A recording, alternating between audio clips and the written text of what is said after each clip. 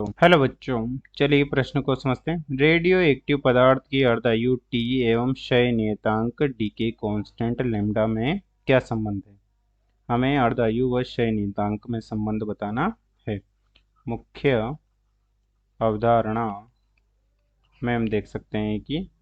Rutherford और सोडी ने बताया कि किसी क्षण पर रेडियोएक्टिव पदार्थ के विघटन की दर -dN/dt समानुपाती होती है उस क्षण पर उपस्थित परमाणुओं की संख्या टी के, अर्थात टी क्षण पर परमाणुओं की संख्या है, परमाणुओं की संख्या है n,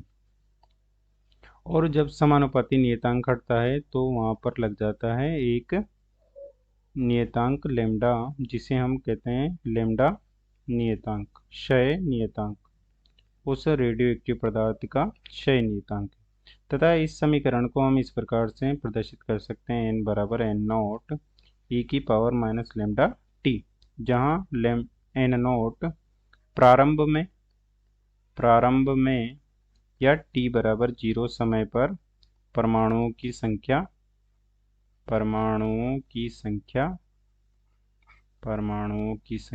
अब हम देख सकते हैं कि अर्धायु काल क्या होता है। अर्धायु काल वह समय होता है जब प्रारंभ के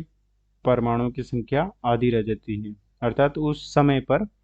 परमाणुओं की संख्या प्रारंभ के परमाणुओं की संख्या की आधी रह जाती है, अर्थात n बराबर हो जाता है प्रारंभ के परमाणुओं का आधा,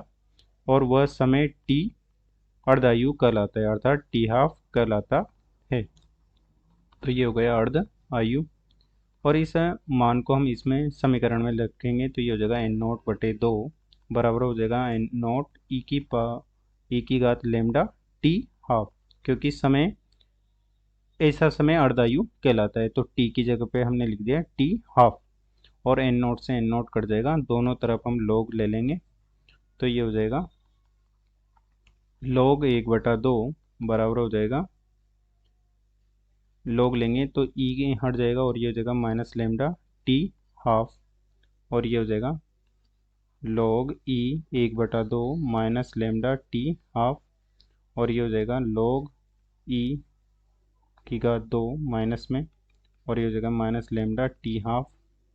और ये हो जाएगा टी हाफ बराबर log बेस e 2/लैम्डा,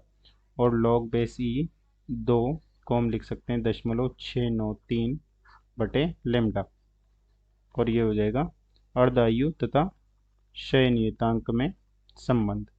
जहाँ लैम्डा क्षय नियतांक है। इस प्रकार से हम अर्धायु व क्षय नियतांक में संबंध ज्ञात कर सकते हैं। अतः दिए गए प्रश्न को हमने हल कर दिया है। आशा करते हैं आपको समझ में आया होगा। धन्यवाद।